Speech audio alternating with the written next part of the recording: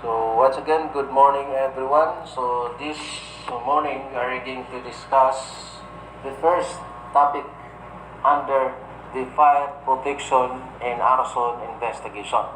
So the subject is CDI 303, fire protection and arson investigation, and with your instructor. Okay. So the course description. The course deals with how the students demonstrate their understanding about the creation of the Bureau of Fire Protection, its mandate, powers, and functions. It also covers the understanding of the behavior, characteristics, and chemistry of fire. It involves fire safety and protection, including the conduct of arson investigation. So this course description was discussed last meeting, okay, about the course description. Next, we are going to move on the objectives. So before discussing the subject matter, I will present to you first the objectives. So there are three objectives. One, internalize the creation of the Bureau of Fire Protection, BFP. Number two, embody the importance of the mandates and functions of the Bureau. Then analyze the importance of the elements of fire, or the fire triangle. Okay. So let us start with the mandates and functions of the Bureau of Fire Protection. Okay. So as I discussed to you last time, the Bureau of Fire Protection was created by virtue of Republic Act number 6975. Or this is known as the DILG Act of 1919. So, this Republic Act created the Bureau of Fire. So, actually, this is not only the Bureau of Fire was created by virtue of this law. It also includes the PNP as well as the BGMP. Okay. So the mandates and functions of the Bureau of Fire Protection was created by virtue of Republic Act number 6975, primarily to perform the following functions. So there are functions, mandates and functions which are incorporated in this particular law, Republic Act 6975. One of these is be responsible for the prevention and suppression of all destructive fires. Okay, so this was one of the functions of the Bureau of Fire. So they are responsible for the prevention and suppression of all destructive fires on what? First, buildings, houses, and other structures, the forests, the land transportation vehicles and equipment, ships and vessels docked at piers or wharves anchored in major seaports, then petroleum industry installation, then plane crashes and other similar activities. So the Bureau of Fires are fire protection. The person of the Bureau of Fire Protection are mandated by law, specifically Republic Act 6975 that created the Bureau. So they are responsible for preventing and suppressing the fire. Okay, so talking about prevention of fire, the month of March is known as the Fire Prevention Month. So they are going to have programs on this, disseminating information to the people that this month is a very critical month with regards to fire. So the prevention. With regards to when fire is in progress, so they are the one going to suppress the fire or as much as possible to extinguish the fire. So if buildings, houses, and other structures are on fire, so the Bureau of Fire Protection will be proceeding to the fire scene in order to suppress or as much as possible to control and to extinguish the fire. So not only for the buildings and houses and other structures, but also forests, or we call this forest fire, because there are cases wherein forests are on fire, or there are also cases wherein the forests are on fire due to what we call this accidental fire. Okay? So forest fire, as well as also the land transportation vehicles and equipment. Talk about the land transportation vehicles, the vehicles, because there are cases wherein vehicles are on fire, and in the vehicle is involved in fire, so this is going to be extinguished. This is going to be reported to the fire station that the vehicle is on fire, so that the fire department can send their firefighters in order to extinguish or stop the fire of the vehicle, as well as also the equipment or the industrial establishments. Then ships and vessels also dock at piers or wharves anchored in major seaports. So if the ships and vessels which are docked or anchored in our seaports, major seaports, if they are on fire, so the fire department will be sending their firefighters in order to fight the fire, in order to stop the fire on ships and vessels which are docked on our major seaports. Then another is the petroleum industry installation. So this petroleum industry installations, example for this in the Amlan, Tampi Amlan, okay? So Tampi or Tandayag Amlan. So there are depots there for petroleum products. Okay, so petroleum industry installations. Then plane crashes. Okay, when a plane is on crash or what we call this land on the what we call this landed on the land which is on fire, so the fire department will be going to proceed to that area in order to extinguish or to suppress the fire. And other similar activities that involves their participation in suppressing and controlling the fire. So that's the first part of this response. They are responsible for the prevention and suppression of all destructive fires. Next, number 2 is be responsible for the enforcement of the Fire Code of the Philippines. Okay, this is Republic Act 9514 and other related laws. Because this Republic Act, formerly Republic Act 1185, the Fire Code of the Philippines, but the Presidential Decree 1185 was repealed under this law that is known as Republic Act number 9514, and this is also known as the Fire Code of the Philippines of 2008. So that the Presidential Decree 1185 was repealed under this law, Republic Act number 9514, the Fire Code of the Philippines of 2008. So the Fire Department are responsible for the enforcement of the Fire Code of the Philippines. That is why building establishments are going to be inspected. For what purpose? So, the buildings are going to comply the building code of the Philippines, the Fire Code of the Philippines, that they are going to comply all the requirements. That is why before the building is going to be occupied, this is going to be inspected by the members of the fire marshal to make it sure that when that building is going to be occupied is safe.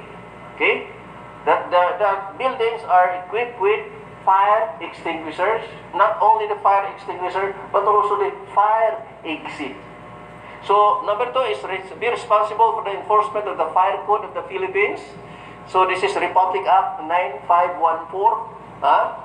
This is the law that repealed Republic Act of Presidential Decree 1185, the Fire Code of the Philippines. So this Republic Act 9514, this is known as the Fire Code of the Philippines of 2008.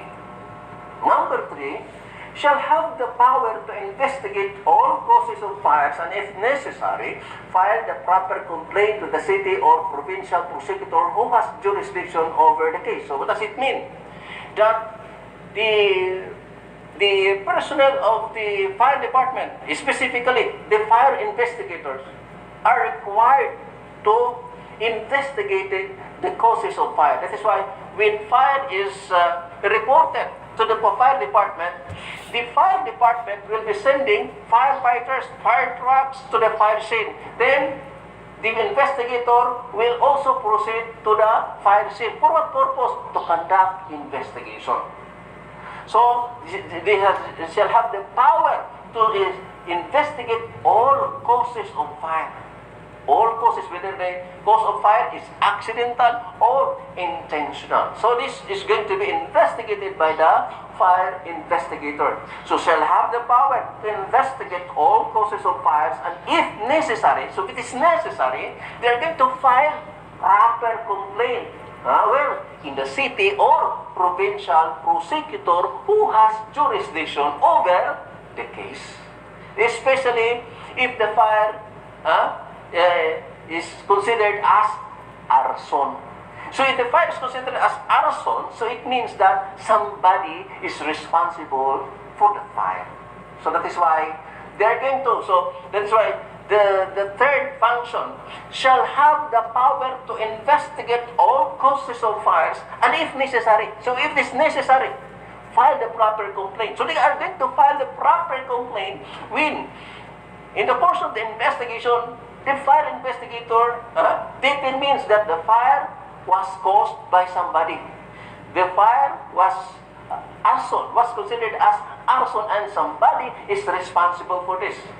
So if they found out that in the course of their investigation that the fire is intentional, so that person who caused the setting of the fire to particular building or house or other properties will be facing criminal charges. That is why they are going to file the proper complaint with the city or provincial prosecutor who has jurisdiction over the case. Number 4, in the time of national emergency. So, in the time of national emergency, all elements of the Bureau of Fire shall, upon direction of the President, assess the AFP in meeting the national emergency. So what does it mean? That in times of emergency, for example, the Philippines is at war, all elements of the BFP shall, upon direction, so upon order of the President of the Republic of the Philippines, they are going to help. They are going to assist the AFP in meeting the national emergency. So that's in time of national emergency that the members of the Bureau of Fire Protection will assist the AFP upon direction of the President of the Republic of the Philippines. And number 5, shall establish at least one fire station with adequate personnel, firefighting facilities and equipment in every provincial, city, and municipality, subject to standard rules and regulations as may be promulgated. Okay, so shall establish a fire station. That is why every municipality, so I think almost all municipalities in the province or throughout the country, establish a fire station. Fire station. So shall establish at least one fire station with adequate personnel. So enough personnel, firefighting facilities, as well as the equipment in every provincial, capital, city, and municipality, subject to standard rules and regulations as may be promulgated. So that's why, so most of our majority of the municipalities and cities now have the so-called fire station, because the fire personnel, this is not, their job is not only focused on firefighting but also inspection of the buildings, to find out that the owner of the building complied the necessary requirements under the fire code of the Philippines. Next, after the functions, mandates and functions of the Bureau of Fire, next is the fire triangle or the triangle of fire. So the graphical representation of the three elements of fire. So what are those three elements? Or this is known as the so-called the triangle of fire or the fire triangle. So the elements of fire or the fire triangle are oxygen, heat, and fuel. Each side is just as important as either of the other two sides. There is no fire if without all the three parts are present in equal proportion. So, the fire triangles involve the three elements.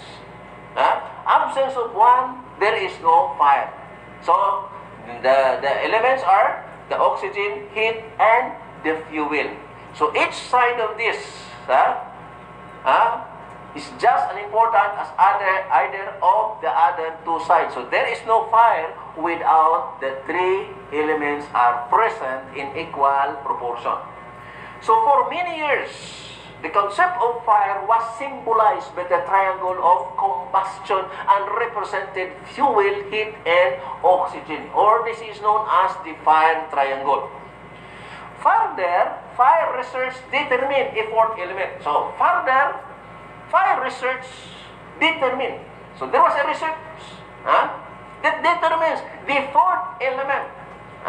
The fourth element, which is known as the chemical chain reaction. So further fire research determined that a fourth element, a chemical chain reaction, was a necessary component of fire. So the fire triangle involves the three elements: oxygen, heat, and fuel.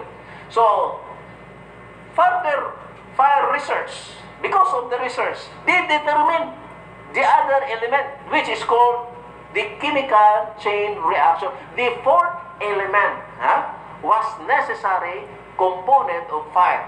The fire triangle was changed to fire tetrahedron. That is why the fire triangle, which composed of three elements, the oxygen, heat, and the fuel, was changed to a fire tetrahedron. So, the fire tetrahedron composed of four elements. So, the fire triangle was changed to fire tetrahedron to reflect this fourth element. So, what is this fourth element? The chemical chain reaction. So, a tetrahedron can be described as a pyramid, which is a solid having four plane faces. Essentially, all four sides must be present for fire to occur: fuel, heat, oxygen, and the chemical chain reaction. So these are the four elements of fire tetrahedron. Originally, three elements of the fire triangle, but one is added to make it four. That is the fourth element, the chemical chain reaction. Removal of any one of these essential elements will result in the fire being extinguished. So the fourth element, or the four elements, are the oxygen to sustain combustion, sufficient to raise the material to its ignition temperature, then fuel or combustible material, and subsequently an exothermic chain reaction in the material. So each of the four sides of the fire tetrahedron symbolize the fuel, heat, oxygen, and chemical chain reaction. Theoretically, fire extinguishers put out fire by taking away any one or more of these. Okay. Next is the symbol. Simplistic is a good analogy how to theoretically extinguish a fire by creating a barrier using foam, for instance, and every oxygen getting to the fire. So, by applying water, you can lower the temperature below the ignition temperature or in a flammable liquid by fire removing or diverting the fuel. Okay? So, the fire tetrahedron, based on the illustration, this is a form of pyramid. So the central portion of this is the so-called the chemical chain reaction. So the additional what we call this element of the fire tetrahedron occur. So using the same theory, there are three ways to extinguish a fire. So what are those ways in extinguishing the fire? One is to remove the fuel. Two, cut off the oxygen supply. And three is reduce the temperature or cooling. So one of these is remove the fuel. So in order that the fire is going to be extinguished or to make the fire out, remove the fuel. Okay, like for example, if you are cooking your food using a firewood and the fire is in progress, if you are going to remove the firewood, so what will happen? That extinguish the fire. Another is cut off the oxygen supply and, okay, so cut off the oxygen supply. So if you are using LPG, if you are going to cut off the oxygen supply, so what will happen? So the what we call this, the oxygen or the fire is extinguished. So cut off the oxygen supply. So if you are using LPG, so if you are going to remove the oxygen or cut off the oxygen supply, or you are going to switch off the oxygen supply, so what will happen? Then extinguish the fire. And the third is reduce the temperature by cooling. Okay, so how do you reduce the temperature? So spraying water can reduce the temperature.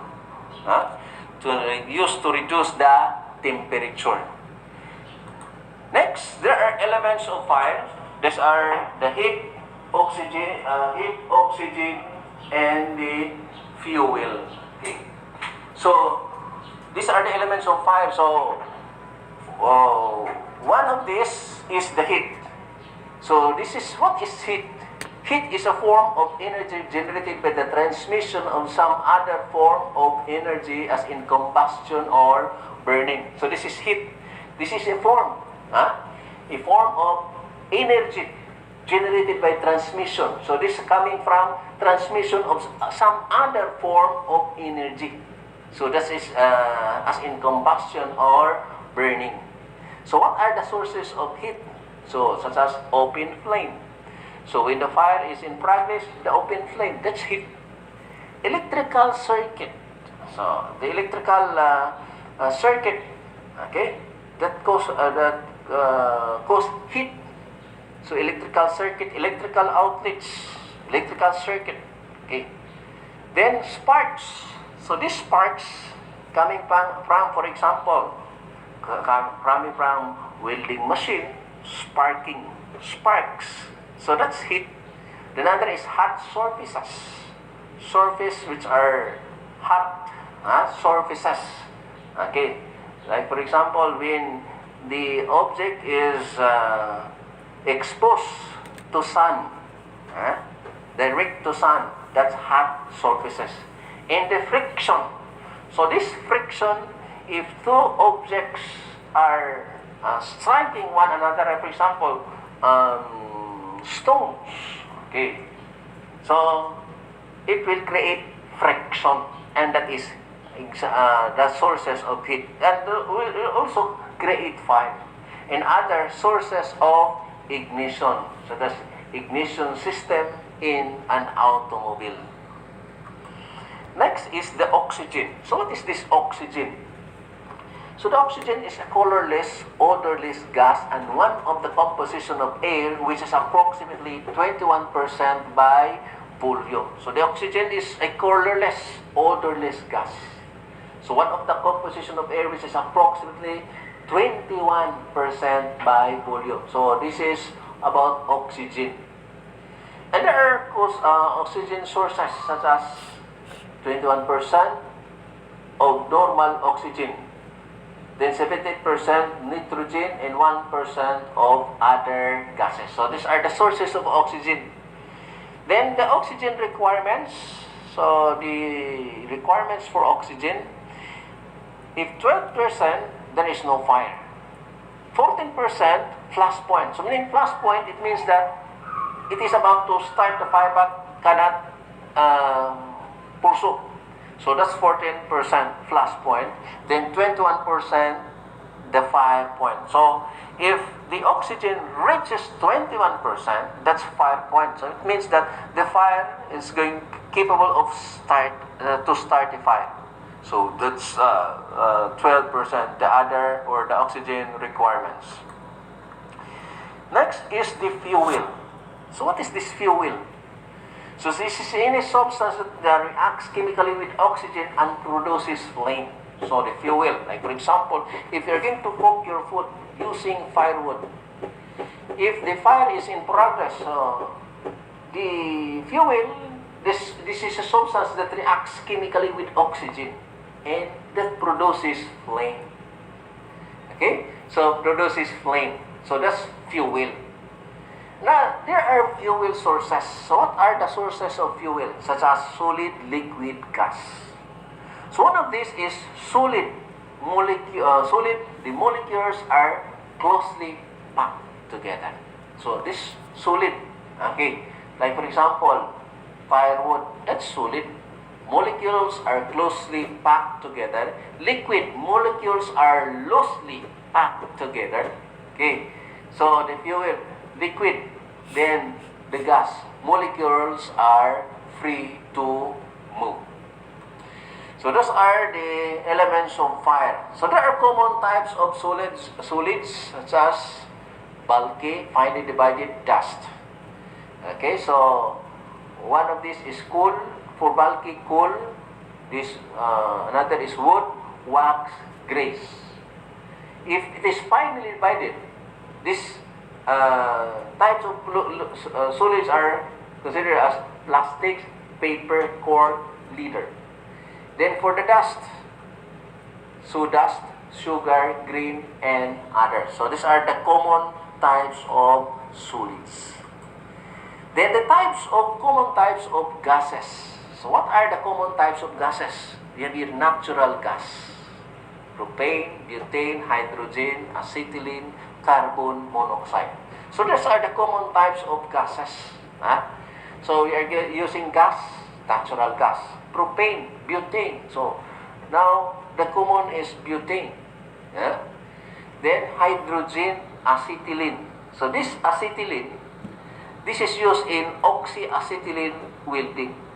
Then carbon monoxide. So these are types of gases. So common types of liquid. So what are those common types of liquid? Gasoline, one is gasoline. Kerosene, turpentine, alcohol, cod liver oil, paint, varnish, lacquer, olive oil. So these are the common types of liquid. Okay, so these are commonly used at present. Gasoline, kerosene. These are commonly used liquid at present.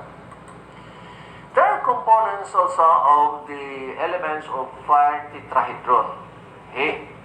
So the oxygen, or referring this to the oxidizing agent. So the oxidizing agents are those materials that yield oxygen or other oxidizing gases during the process of a chemical reaction. So the oxygen or the oxidizing agent. So these are materials that yield oxygen or that produce oxygen or other oxidizing gases during the process of chemical reaction. So during the process of chemical reaction, the materials that yields oxygen or produce oxygen during the process of chemical reaction. Oxidizers are not themselves combustible. So the oxidizers are not themselves combustible, but they support in combustion. So they are supporting the combustion. So they are not combustible, but they used to support the combustion when combined with the fuel. So if this is combined with the fuel, so these oxidizers that supports the combustion in when it is combined with the fuel. For purposes of discussion, the oxygen in the air in the surrounding area is considered the primary oxidizing agent. Okay, so the air, oxygen in the air, the primary oxidizing agent. Why? Because if that increase of air, when you are having what we call this, when the fire is being created or in the surroundings. So when the oxygen is the plenty of oxygen in the surrounding area used to increase the fire, because this is known as the primary oxidizing agent. So the oxygen, the air in the surrounding area is considered the primary oxidizing agent. Then fuel or reducing agent. So this fuel reducing agent is the material or substance being burned in the combustion process.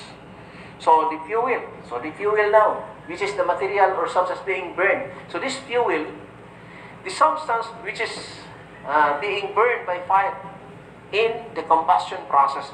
So in the scientific terms, the fuel in a combustion reaction is known as reducing agent. So with regards to scientific terms, the fuel in the combustion reaction, which is known as reducing agent.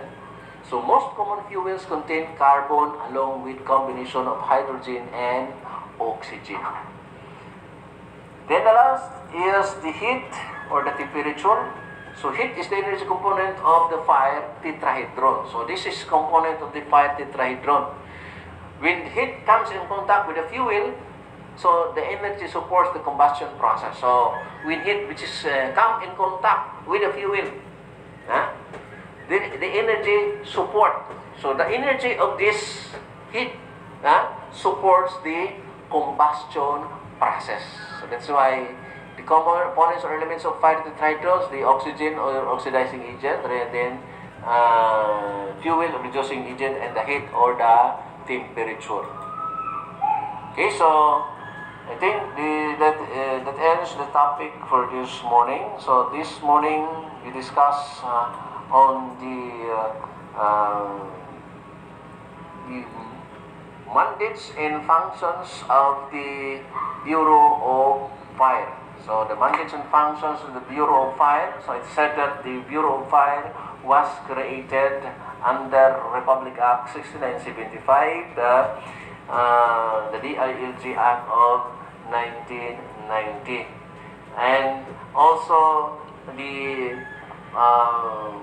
personnel of the fire department are responsible for the enforcement of the Fire Code of the Philippines, and the Fire Code of the Philippines, which is known as Republic Act 9514, or the Fire Code of the Philippines of 2008.